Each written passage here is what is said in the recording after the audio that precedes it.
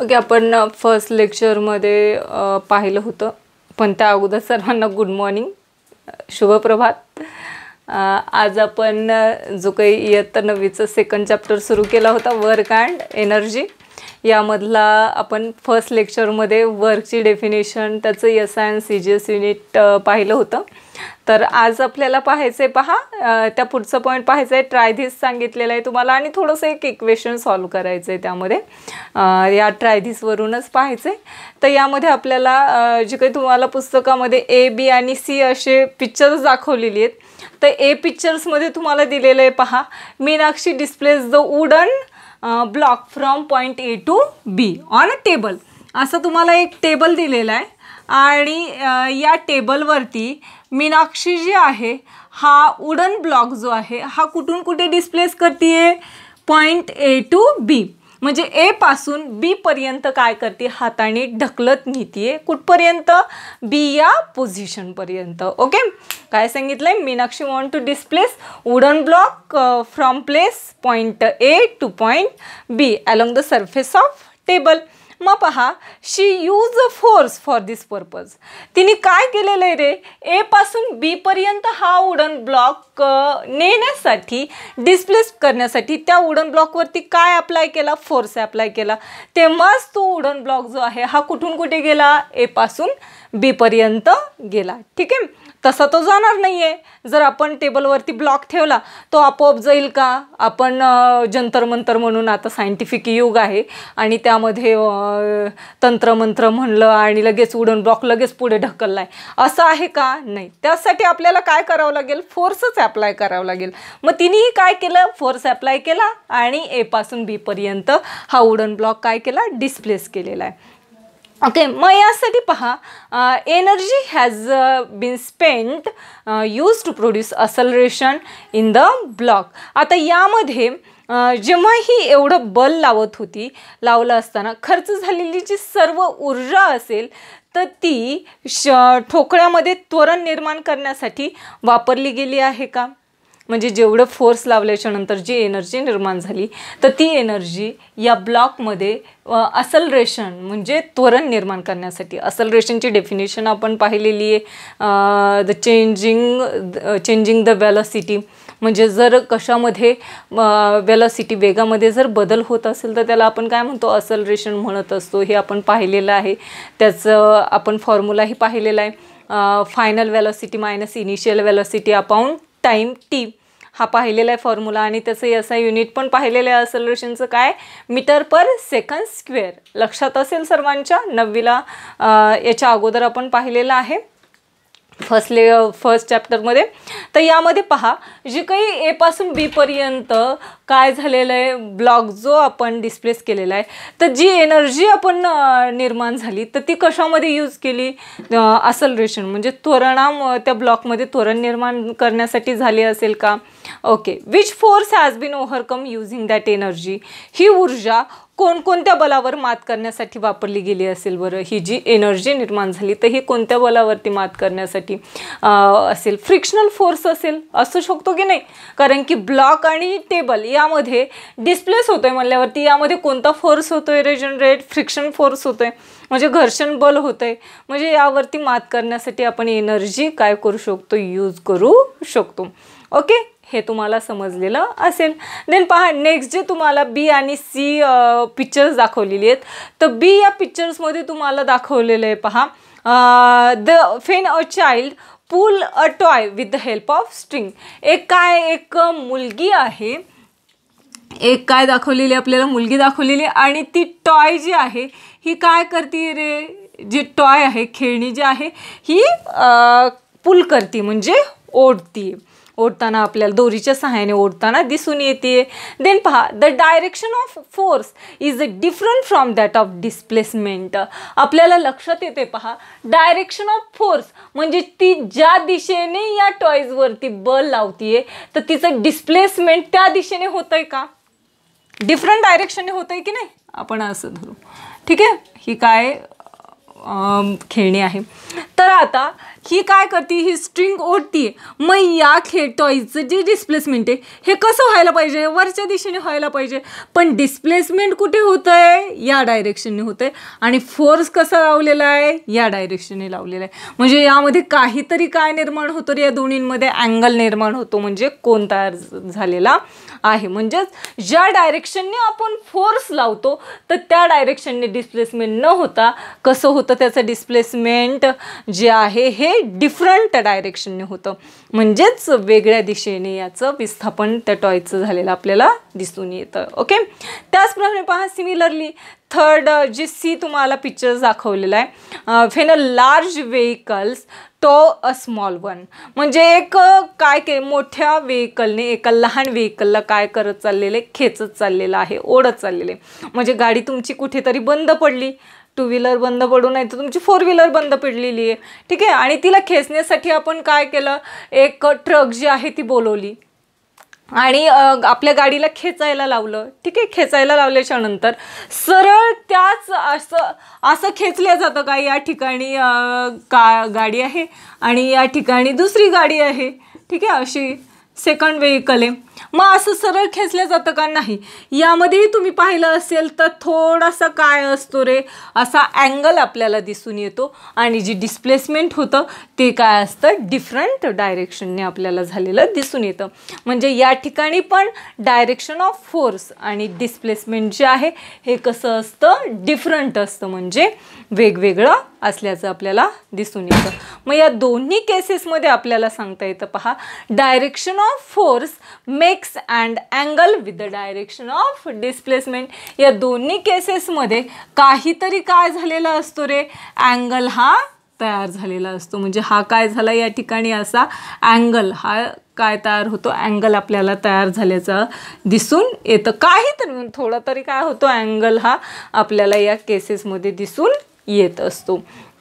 मग आता या ठिकाणी मग हे वर्क डन कसं कॅल्क्युलेट होतं हे आपल्याला पाहायचं आहे. या ठिकाणी कार्य कसं झालं हे आपल्याला कॅल्क्युलेट करायचे.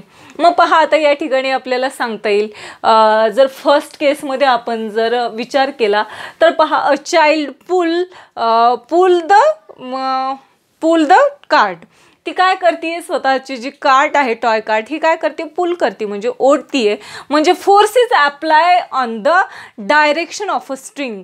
फोर्स जो आहे हा कोणत्या डायरेक्शनने लावलेला आहे, तिने स्ट्रिंगच्या दोरीच्या दिशेने या चाइल्डने काय लावलेला आहे, फोर्स अप्लाय केलेला आहे. But the cart pull along horizontal surface. परंतु कार्ट जी आहे, जी तुमची गाडी जी आहे टॉय कार्ट, ही कोणत्या डायरेक्शनने, हॉरिझॉन्टल. कोणत्या, हॉरिझॉन्टल म्हणजे काय, क्षितिज समांतर दिशेने आपल्याला जाताना दिसून येते. फोर्स कसा लावलेला आहे, स्ट्रिंगच्या डायरेक्शनने, दोरीच्या डायरेक्शनने.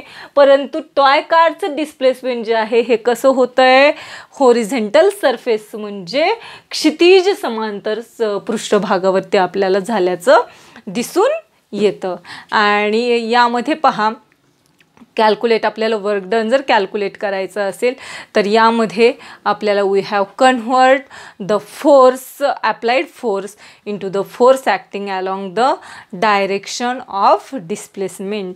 आपल्याला जर वर्क डन कॅल्क्युलेट करायचं असेल तर आपल्याला काय माहिती असणं आवश्यक आहे, we have to convert the applied force. म्हणजे आपल्याला फोर्स, बलाचं रूपांतर जे आहे, लावलेल्या बलाचं रूपांतर जे आहे, जे टॉय कार्टवरती लावलेलं आहे, हे कशामध्ये करायचे, force acting on the direction of displacement. म्हणजे ज्या डायरेक्शनने, दिशेने डिस्प्लेसमेंट झालेले, विस्थापन झालेलं आहे, त्या दिशेमधल्या फोर्समध्ये, बलामध्ये आपल्याला याचं काय करायचं आहे, कन्व्हर्जन करायचं आहे.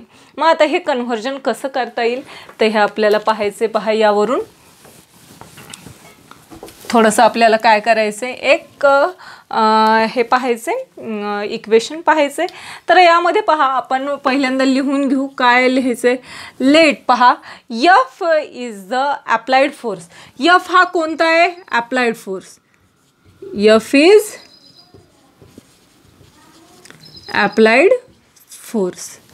आणि जो फोर्स कशाच्या डिस्प्लेसमेंटच्या डायरेक्शनने लावलेला आहे तर तो कोणता आहे, डायरेक्शन ऑफ डिस्प्लेसमेंटचा फोर्स काय आपण मानू, F1. F1 is direction of force. आलंय लक्षात. स्ट्रिंगच्या डायरेक्शन अप्लाइड केलेला फोर्स कोणता, F, आणि डायरेक्शन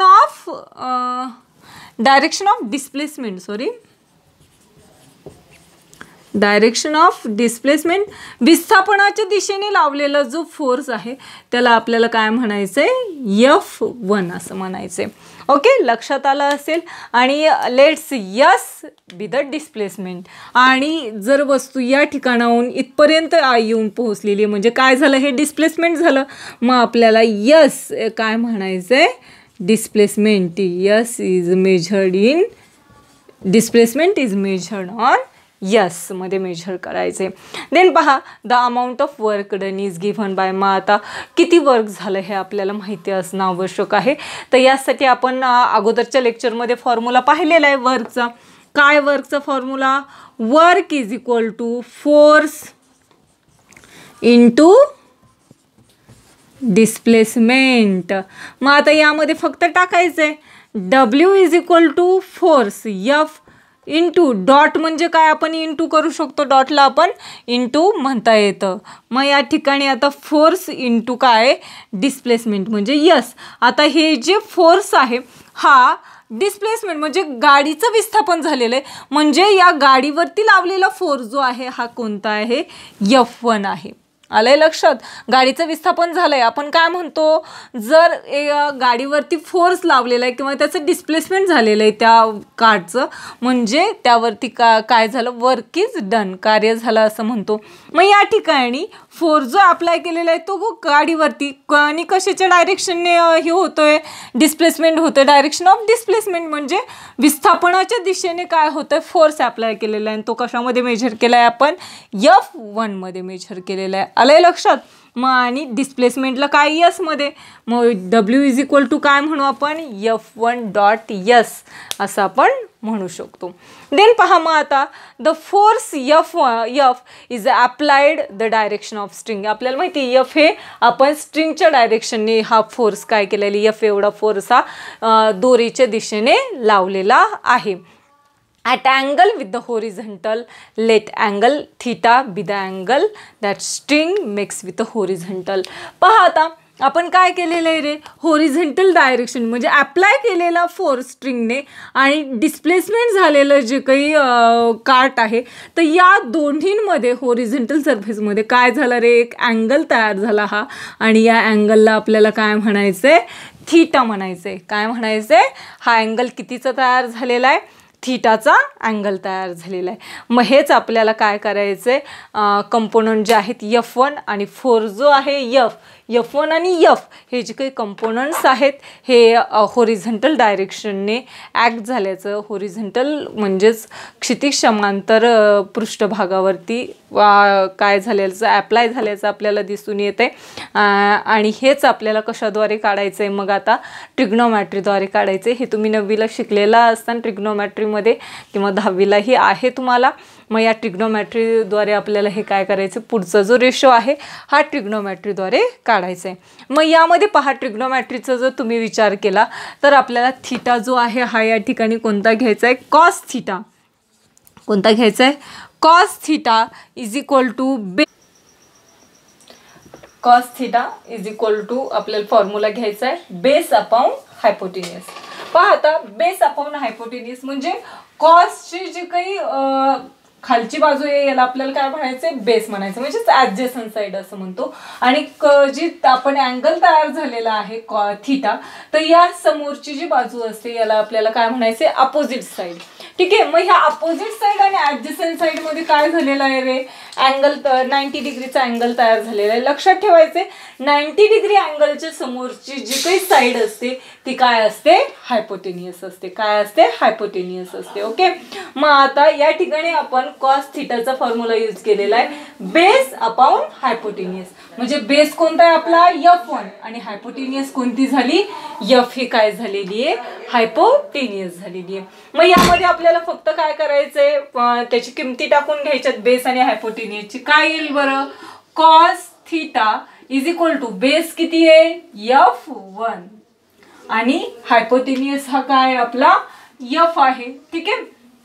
मग आपल्याला काय करायचंय, हे जी काही व्हेकल आपली चालतीये तर तिची जी डिस्प्लेसमेंट झाली तर मग त्या ठिकाणी वर्क घडून आलेलं आहे किंवा नाही हे आपल्याला काढायचंय. वर्क किती घडवलेलं आहे कॅल्क्युलेट करायचं, म्हणजे F1 आपल्याला काय करायचंय कॅल्क्युलेट करायचंय. मग F कॅल्क्युलेट करायचंय म्हणल्यावरती आपली F1 कॅल्क्युलेट करायचं म्हणल्यावर F आपल्याला इकडे काय करणं मल्टिप्लायला नेणं आवश्यक आहे.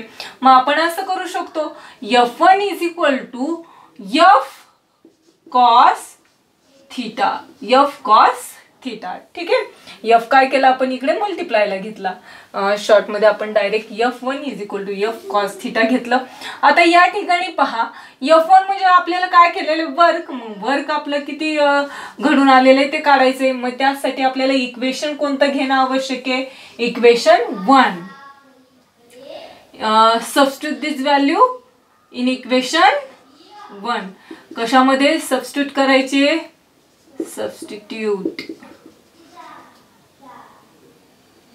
सबस्टिट्यूट इक्वेशन 1 मध्ये आपल्याला काय करायचे, सबस्टिट्यूट करायचे. मग टाका W is equal to F1 ची किंमत किती आली आपली F cos theta S.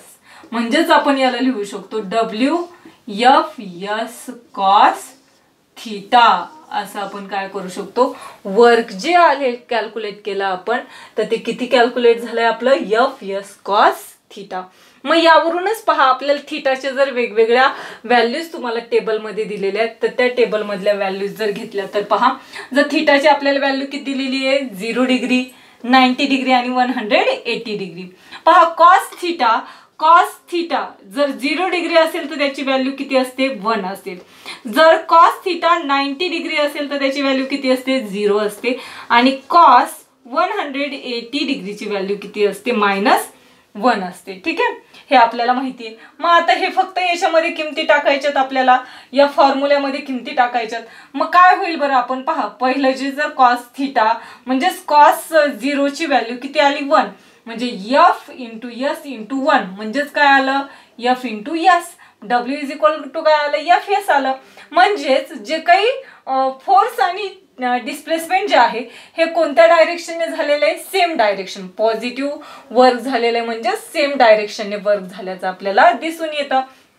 Second याच्यामध्ये कॉस 90 त्याची व्हॅल्यू किती आहे 0 आहे. मग या ठिकाणी किती येणार आहे रे 0 येणार ना कॉस 90 ची व्हॅल्यू, कारण की थीटाच्या ऐवजी आपल्याला 90 वापरायचं आणि कॉस 90 ची किती आहे 0. मग या ठिकाणी आपण 0 यूज केली. मग हे पूर्णच काय आलं रे 0 ने कोणत्याही संख्येला गुणलं तरी काय येतं उत्तर 0 येतं. मग वर काय आलं आपलं 0. मग या ठिकाणी काय डिस्प्लेसमेंट हे काय झालं मग 0, वर्कच घडून आलं नाहीये. मग डिस्प्लेसमेंट झालंय का या ठिकाणी नाही, मग त्यामुळे वर्क काय झालं 0 आलं. त्यानंतर कॉस 180 ची व्हॅल्यू किती -1.